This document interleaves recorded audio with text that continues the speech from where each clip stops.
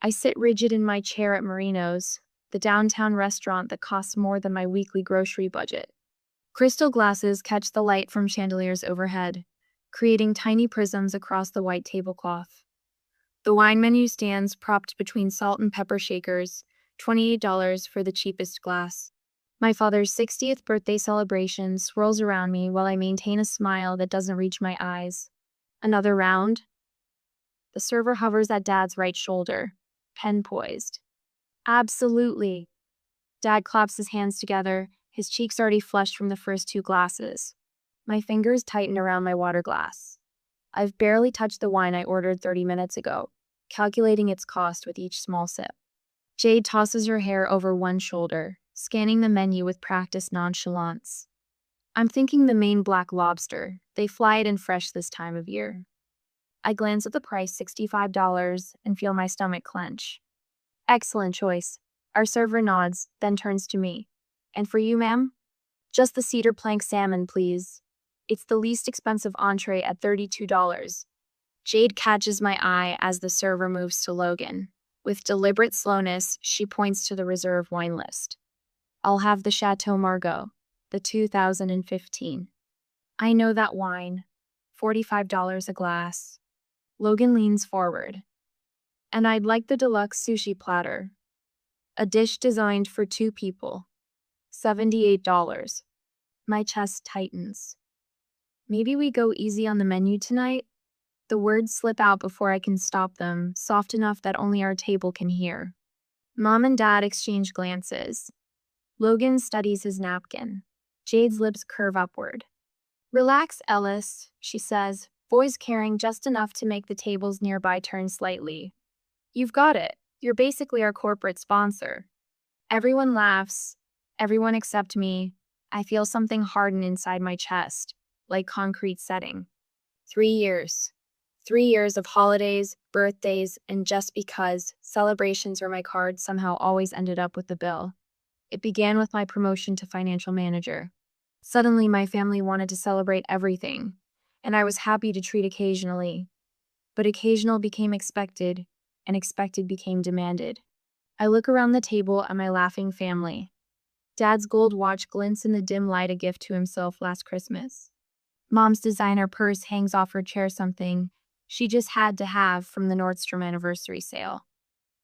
Jade's third new phone this year sits beside her plate. Meanwhile, my apartment still has the secondhand furniture I bought 5 years ago. My car is paid off, but showing its age. I'm saving for retirement while they're spending like there's no tomorrow. Under the table, I pull out my phone and text Tyler. They're doing it again. His response comes quickly. Walk away. Jim's the manager tonight. I already talked to him. Tyler, the one person who sees me clearly. I do the math in my head as I watch Mom order another bottle for the table. $890 and climbing. The weight of it settles on my shoulders, not just the money, but the responsibility they've placed there without asking, without thanks. Mom lifts her glass. To family, she says, meeting everyone's eyes but mine. That's when I know. 3 years of this is enough. I stand up, holding my phone as if it's just vibrated. I'm gonna step outside and take this call real quick. No one really looks at me. Dad nods absently, already launching into a story about his golf game. Mom adjusts her necklace. Logan and Jade are arguing about some reality television show. I walk toward the door, each step feeling strangely momentous. At the threshold, I pause and look back. My family continues eating, drinking, la finga tableau of pleasure at someone else's expense. For one heartbeat, doubt flutters in my chest. Then I remember Jade's smirk, the casual way they order whatever they want without a single thank you. I push through the door and step into the cool night air. I don't look back. The hostess smiles as I pass. Leaving already? Yes, I say, surprised by the steadiness in my voice. I'm finished. And I am. Finally, completely finished. What would you do if your family treated you like nothing more than a walking wallet? Would you keep paying silently? Or would you finally stand up for yourself? I chose self-respect, but the price was higher than any dinner bill. Stay with me to see what happened when the check finally arrived at the table. I sit in my car, engine off, listening to rain patter against the windshield. The parking lot of Marino's glows orange under sodium lights, each raindrop catching light like tiny falling stars. My phone lights up again the seventh time in 12 minutes. The screen displays our family group chat. 3 dots appear, disappear, then reappear as someone types, deletes, reconsiders. I don't need to read the messages to know what's happening inside. The thought of Jim approaching their table sends a chill down my spine that has nothing to do with the car's cooling interior. My phone buzzes again. This time, I look. Jade, where are you? The manager said the bill hasn't been paid. Logan, this is not funny. We're sitting here humiliated. Mom, Ellis, is something wrong? Dad, answer your phone right now. I see Jim in my mind's eye, tall, thin, perpetually concerned, approaching their table with practiced professionalism. I'm sorry to interrupt, but it seems Morrison's card has been removed from our payment system. Jade's face would shift, first disbelief breaking through her perfect composure, those carefully shaped eyebrows shooting upward as her champagne glass hovers halfway to her lips. Mom would fumble in her designer, purse the $1,200 Prada she absolutely needed last month. Her fingers, adorned with the anniversary diamonds Dad gave her, that I helped him choose, would tremble slightly as she searches for a rarely used credit card. Dad's face would redden beneath his tan, that particular shade of crimson that appears when his dominance is challenged. The same color he turned when his golf buddy outbid him at the charity auction last summer. My phone buzzes with Tyler's message. They figure it out yet? I type back, in process, not going back. Another memory surfaces: Christmas dinner at the Capitol Grill. The bill, $650. I remember the weight of the leather folder in my hand, the quick mental calculation as I slid my card inside. The conversation never paused as plates were cleared. Not a single thank you, not even a glance. Then Logan's graduation celebration at Coastline. $1,200 for 8 people. This is my sister, Logan had said to his girlfriend's parents. She works in finance, not Ellis, who helped him study for entrance exams. Not Ellis, who proofread his essays. Just Ellis, who works in finance, Ellis, the walking wallet. I gripped the steering wheel, remembering Jade's voice floating from the kitchen during Thanksgiving. Why save when Ellis has us covered? She'd laughed, unaware I stood just around the corner, pumpkin pie in hand. The heat of humiliation rising in my cheeks, matched only by the spreading coldness in my chest. Somewhere along the way, my financial success became my family identity. The realization sits heavy in my stomach, solid as a stone. My phone lights up again. Tyler, you finally did it. I'm proud of you. Marie from work had warned me months ago. We were reviewing quarterly projections when she noticed me calculating my portion of Dad's upcoming birthday. They're using you, she'd said bluntly. You know that, right? I defended them then. That's what family does. We take care of each other. When was the last time they took care of you? Marie had asked. I had no answer. My apartment, small but carefully furnished, was another quiet rebellion. Dad had pushed me toward luxury high-rises when I got promoted. You've made it, he'd insisted. Show it.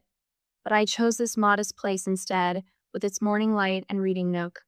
My private sanctuary that no family member had visited in over a year. Messages continue flooding my phone as I start the engine. I imagine them inside scrambling to cover a bill approaching $1,000. Mom's credit card might be declined. She rarely uses it. Dad would be forced to pull out his emergency card, the one he keeps for real situations. Logan might need to call his girlfriend for help. I drive away from Marino's, streetlights blurring slightly as I blink rapidly. Jade, I can't believe you would embarrass us like this. Logan, the manager is standing here waiting. Mom, Ellis, please call us back immediately. Dad, this behavior is unacceptable. The words blurred together, accusation after accusation. No one asks if I'm okay. No one wonders why I left. The messages focus only on their embarrassment, their inconvenience. I pull into my apartment complex, park in my usual spot. The familiar surroundings settle me. This is my space, my life, my choices. With steady fingers, I type my response. Nothing's wrong. I just thought it was time for everyone to handle their own part for once. The group chat falls silent. I imagine them staring at their phones, shock rippling across the table like a stone dropped in still water. I turn off notifications with a deliberate tap. The sudden silence feels like opening windows after a storm, fresh air rushing in, clearing stagnation. Inside my apartment, I kick off my shoes and curl into my reading chair, tucking my legs beneath me. The small table lamp casts a warm circle of light that doesn't quite reach the corners of the room. For the first time in years, the quiet doesn't feel lonely. It feels like freedom. This modest space, once a compromise between what I could afford and what would placate my family's expectation, suddenly feels different. The secondhand bookshelf, the throw blanket from a street fair, the watercolor I painted in college, all mine, chosen by me, for me. Not a prison of financial obligation. A sanctuary of self-respect. Have you ever been taken advantage of by the very people who should support you most? When is enough finally enough? Tell me in the comments if you've had to draw a hard line with family and what happened afterward. Ellis's family isn't done with her yet, not by a long shot. The doorbell pierces the quiet of my Sunday morning like an alarm. Not a gentle chime, but an insistent buzz-hold buzz that makes my coffee slosh over the rim of my mug. When it doesn't stop after 30 seconds, I set down my half-read financial journal and pad across the hardwood floor in my fuzzy socks. Through the peephole's distorted fisheye, I see them all, 4 of them, crowded in the narrow hallway outside my apartment. Dad's jaw works back and forth, a sure sign he's grinding his teeth. Mom dabs at her eyes with a handkerchief, the embroidered one Grandma left her. Logan shifts his weight from foot to foot, hands shoved deep in his pockets. And Jade, front and center, jabs her manicured finger toward my doorbell again. My hand hovers over the deadbolt. I could pretend I'm not home. I could turn up the morning news and drown them out until they leave. But they just come back. This confrontation was always coming. I unlock the door and pull it open. Finally, Jade huffs, brushing past me without waiting for an invitation. The others follow in her wake, Mom with a wounded glance, Dad with a curt nod, Logan with an awkward half-smile that dies before it fully forms. They position themselves around my modest living room like they're staging an intervention. Dad immediately begins pacing the perimeter, running his finger along my IKEA bookshelf, as if checking for dust. Mom sinks into my reading chair, handkerchief pressed to her nose, her designer purse, the one I remember her needing last season, tucked beside her. Jade plants herself directly in front of my television, arms crossed over her chest, while Logan hovers uncertainly near the exit, as if preserving the option to flee. I remain standing, hands clasped in front of me. The contrast must be stark, their agitation against my stillness. Last night, I prepared for this moment, rehearsing responses in my bathroom mirror until they felt natural in my mouth. What were you thinking, embarrassing us like that? Dad launches in, his voice tight with controlled anger. His pacing increases. 3 steps right. Pivot. 3 steps left. The manager had to come over. People were looking. We've always been there for you, Ellis. Always. Mom's voice warbles with emotion, but her eyes remain dry behind the handkerchief. I notice she's wearing her pearl earrings, the ones she mentioned buying herself with birthday money from Ellis. One dinner. Jade throws her hands up dramatically. You threw a tantrum over one dinner? Do you know how ridiculous that makes you look? I sit quietly in the center of their storm, letting them exhaust their prepared speeches. Logan contributes nothing, studying the carpet pattern as if it contains secret messages. What do you have to say for yourself? Dad demands when their initial volley meets only silence. I've rehearsed this moment, but now that it's here, my heart hammers against my ribs. Still, I stand, straightening my spine one vertebra at a time. I've paid for almost every gathering in the past 3 years. I say, my voice steadier than I feel. No one ever asked if it was okay, just became expected. I'm not a wallet. I'm a person. The silence that follows has physical weight. Mom's handkerchief freezes mid-dab.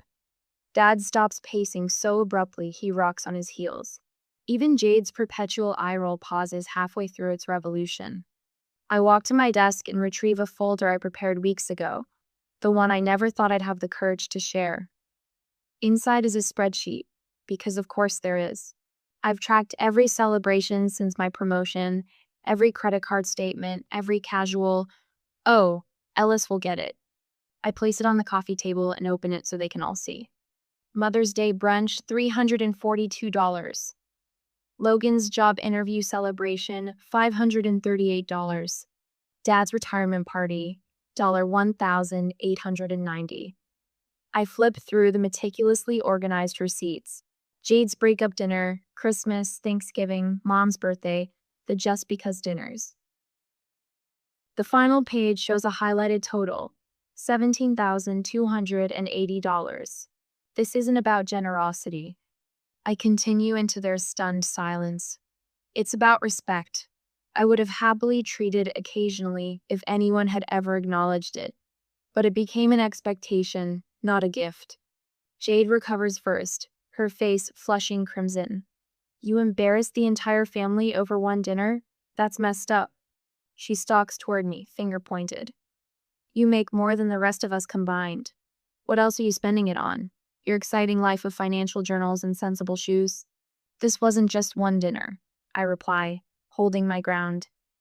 This was the final straw after years of silence. After all we've sacrificed for you.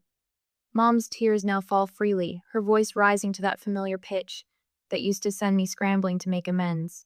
All the opportunities we gave you, the support through college. Something inside me shifts. Name one sacrifice you've made for me in the last 5 years. The question lands like a stone in still water. The ripples of silence spread outward as they search for an answer. Any answer. We're family, Dad finally says, as if that explains everything. Yes, I nod. And family should respect each other. Jade snatches her purse from the couch. You'll regret this, she hisses, moving toward the door. Don't think you're better than us. I'm not better, I say quietly. I'm just done being taken advantage of. They exit one by one, a reverse procession.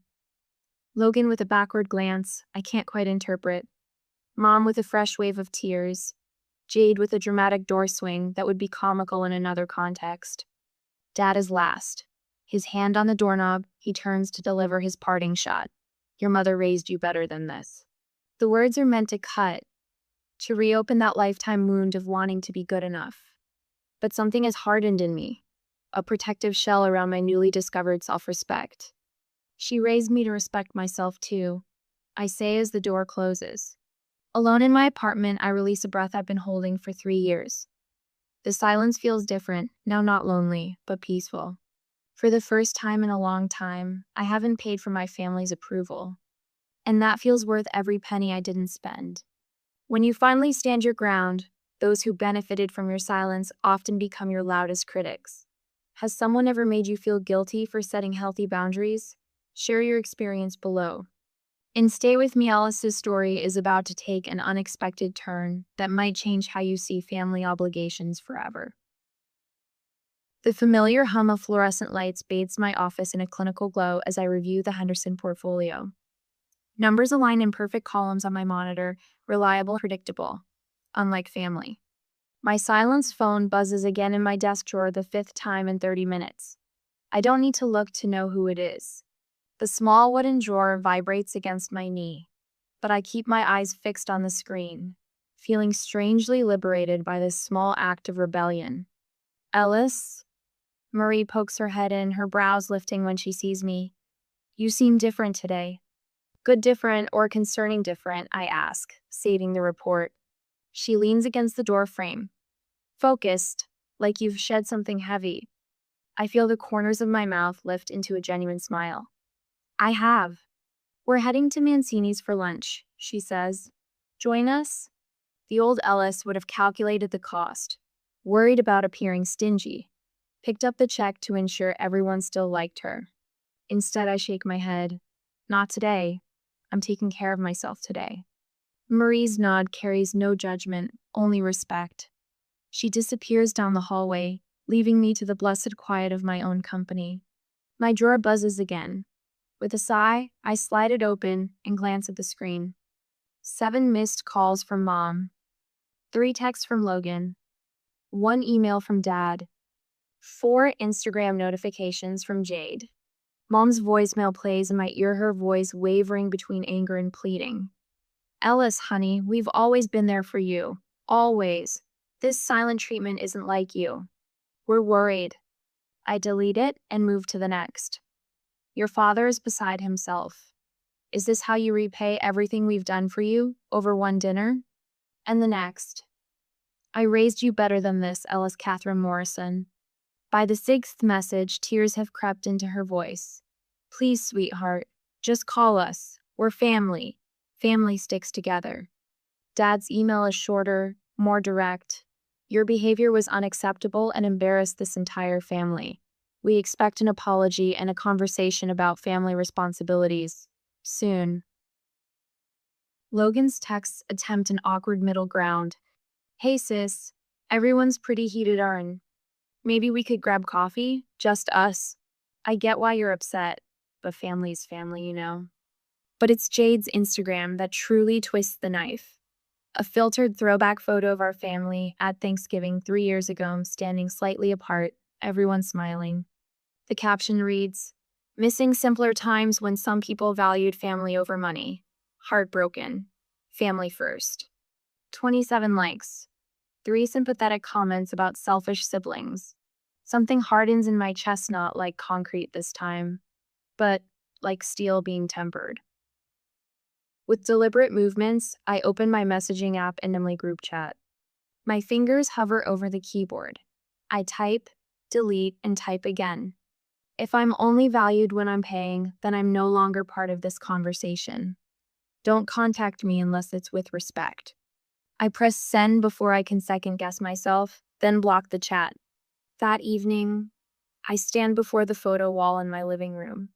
Crystal frames hold snapshots of a family that exists only in these frozen moments, Dad teaching me to ride a bike, Mom braiding my hair, Logan and me building sandcastles, Jade and I in matching dresses at Easter. One by one, I take them down, considering each before making my decision. Some return to the wall. Others go into a box I slide under my bed. Not discarded, just distanced. Tyler arrives with takeout as I hang the last frame. "How are you holding up?" he asks, setting containers on my small dining table. "Better than expected." I sink onto my couch, suddenly exhausted. "But I think I need to be clear about boundaries with you too." His eyes widen slightly, but he sits across from me, listening intently as I explain my need for financial independence, my fear of being valued only for what I provide, my determination to build relationships based on mutual respect. I don't want to be anyone's ATM again. I finish, throat tight. Tyler takes my hand, his palm warm against mine. "I hear you, and I'm with you." 3 days later, an email from the firm's managing director lands in my inbox.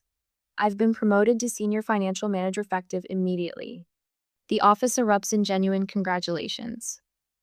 Marie organizes an impromptu celebration in the break room with supermarket cupcakes and paper cups of sparkling cider. No one expects me to pay for anything. No one wants anything except to share in my success. My mentor, Diane, insists on taking me to dinner that weekend. When the check arrives, she smoothly hands over her card. "My treat," she says firmly when I reach for my purse. "You've earned this." I struggle with the unfamiliar feeling of accepting generosity without strings attached. "Thank you," I manage. The following Tuesday, Mom appears in the lobby of my office building. Her face is carefully made up, but her eyes are rimmed in red. I guide her to the Courtyard Cafe, its public setting ensuring our conversation will remain civil. "We miss you," she says immediately, clutching her purse like a shield. "Family sticks together, Ellis, always." I stir my coffee slowly. "I love you, Mom." Her shoulders relax slightly. But love without respect isn't love at all. Her eyes fill with tears, but I don't reach to wipe them away. Some lessons need to be felt to be learned. I arrive 20 minutes early at Barney's Diner, the kind of place where the vinyl booths have small tiers repaired with duct tape, and the coffee comes in thick white mugs that have seen thousands of refills. Not a crystal glass or a sommelier in sight. Perfect. My hands remain steady as I slide into the corner booth that gives me a clear view of both the entrance and the emergency exit. Old habits from my childhood always have an escape route. I position myself on the bench facing the door and arrange the laminated menu in front of me like a shield. The waitress, a woman with silver-streaked hair piled into a practical bun, approaches with a coffee pot. "Just you today, hon." "Four more coming," I say, checking my watch. "But I'll take that coffee while I wait." I wrap my hands around the mug, drawing warmth into my fingers while mentally rehearsing the words I've practiced for 3 weeks. 3 weeks of silence. 3 weeks of ignored calls and deleted voicemails. 3 weeks of finding my voice. The bell above the door jingles, and they enter like a funeral procession, Dad first, shoulders squared in his tailored blazer. Then Mom, with her nervous smile, followed by Logan, who scans the room like he's checking for witnesses. And finally Jade, sunglasses perched on her head despite the overcast day. They spot me immediately. There's a moment of collective hesitation before they approach, as if crossing the worn linoleum requires special courage. Ellis. Dad slides into the booth opposite me, the others arranging themselves around him. No hugs, no kisses on cheeks. The temperature seems to drop 10 degrees. I don't smile. I don't frown. I simply nod and take another sip of coffee. Dad clears his throat, straightening his silverware with precise movements. "I think it's time we put this foolishness behind us, don't you?" The words land like a slap. Foolishness. 3 years of financial exploitation reduced to childish behavior. Mom reaches across the table, her manicured fingers stopping just short of touching mine. "We're family, Ellis. Families stay together no matter what." Logan shifts beside her, eyes fixed on a ketchup stain near his elbow. "It's been weird without you," he mumbles, the closest thing to sincerity I've heard yet. Then Jade leans forward, her voice dropping into the honeyed tone she uses for job interviews and first dates. "I know I can be thoughtless sometimes. We all get caught up in our own lives, and maybe we didn't realize how you felt. But that's no reason to throw away years of family connection." The subtle blame wrapped in velvet words, "how you felt, not what we did." Throw away, like I'm the destroyer, rather than the one who finally stopped accepting destruction. I let the silence stretch until they've all run out of prepared speeches. The waitress approaches, but I give a small shake of my head, and she retreats. "I need to know," I say finally, my voice quiet but clear, "if you understand why I walked away." The question hangs in the air between us. Mom blinks rapidly. Logan studies his hands. Jade's smile hardens at the edges. Dad waves dismissively, his gold watch catching the fluorescent light. "You felt underappreciated. We get it. Can we move on now?" Felt underappreciated, not were underappreciated. The distinction speaks volumes. I place my hands flat on the table, fingers splayed against the cool laminate. The gesture anchors me as I lean slightly forward. "That's not enough," I say evenly. "I need actual change, not just temporary awareness." From my purse, I withdraw a folded sheet of paper that I've revised a dozen times, making sure every word reflects exactly what I need. I slide it across the table toward the center. They stare at it as if I've offered them a live grenade. "What's this?" Mom asks, though she makes no move to pick it up. "My terms for reconciliation." Dad snatches the paper, unfolding it with sharp movements. His eyes scan the contents, his complexion darkening with each line. Mom reads over his shoulder, her lips parting slightly. Logan cranes his neck to see, while Jade simply waits, arms crossed. "Separate checks at all future gatherings?" Dad sputters. "Acknowledgement of past financial imbalance? A moratorium on comments about your spending habits?" He slaps the paper down. "These are ridiculous demands." I stand slowly, gathering my purse. The calmness in my movements surprises even me. "They're not demands. They're boundaries. There's a difference." Dad's face flushes deeper. Mom's eyes fill with tears. Logan looks torn between embarrassment and admiration. But it's Jade who surprises me. "Wait," she says, one hand raised. The usual smirk is gone, replaced by something I haven't seen on her face in years uncertainty. I think. I think she's right. Logan's head snaps toward her. Dad's mouth opens and closes without sound. Mom freezes mid-dab of her handkerchief. What? Dad finally manages. Jade shrugs, not meeting anyone's eyes. We've been treating her like an ATM. If Ryan did that to me, I'd have lost it way sooner than she did. The admission cracks something in the tableau of family unity they've presented. For the first time in 3 weeks, I feel a flutter of hope beneath my ribs, small and fragile, but present. I remain standing, not quite ready to sit back down, but not walking away either. This unexpected moment of honesty has created a fork in our path, and I'm suddenly uncertain which direction we'll take. I adjust the small bouquet of sunflowers in the center of my dining table, stepping back to survey my handiwork. The tableau second-hand find I refinished myself last month gleams under soft lighting. Nothing fancy, just a simple lasagna, garlic bread, and a fresh salad. My kind of hospitality. Need help with anything else? Tyler leans against the kitchen door frame, dish towel slung over his shoulder. The easy comfort between us still surprises me sometimes. I think we're good. I smooth the napkin needlessly. Thanks for being here tonight. He crosses to me, hands settling on my shoulders. Wouldn't miss it. You okay? Before I can answer, the doorbell rings. My shoulders tense involuntarily beneath his fingers. It's just dinner, he reminds me softly. I nod, square my shoulders, and move to the door. When I open it, Mom stands there, Logan slightly behind her. She clutches a glass baking dish with both hands like it's a peace offering. Homemade apple crisp, she announces, her voice carrying a forced brightness. Still warm. Come in. My smile feels genuine, if cautious. The absence of Dad and Jade hangs in the air between us, unmentioned but unmissable. Logan steps forward, awkwardly offering a bottle of wine that I notice isn't from the top shelf. Hey Ellis, place looks nice. The greetings are stilted but sincere.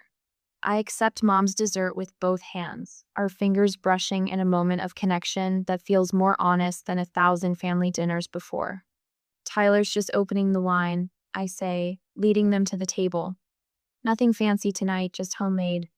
It smells wonderful, Mom says, and I catch the slight surprise in her voice as if she's just remembering I'm capable of more than signing checks. We settle into dinner, and the conversation flows more naturally than I expected. No mentions of bills or who's paying. Just people talking. How's the Anderson project going? Logan asks between bites of lasagna. You mentioned last time it was keeping you busy. I blink, momentarily startled by his genuine interest in my work. It's good challenging, but we're making progress. The client finally approved the third quarter projections. This is delicious, Ellis, Mom says, reaching for a second helping of salad. Let me help clean up after. Small moments, authentic connections.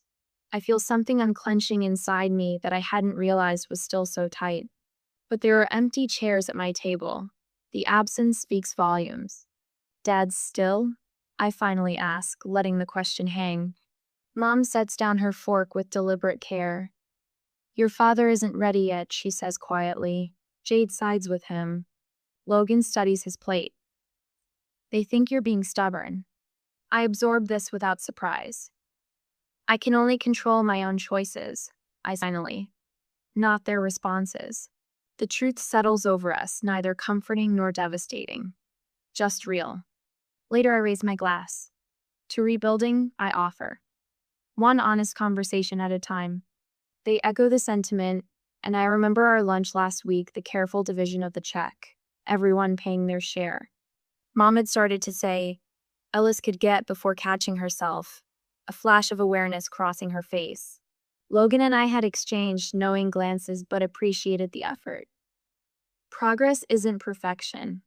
After they leave, I stand in my quiet apartment, running my finger along the edge of the table. The evening feels incomplete, yet whole in its own way.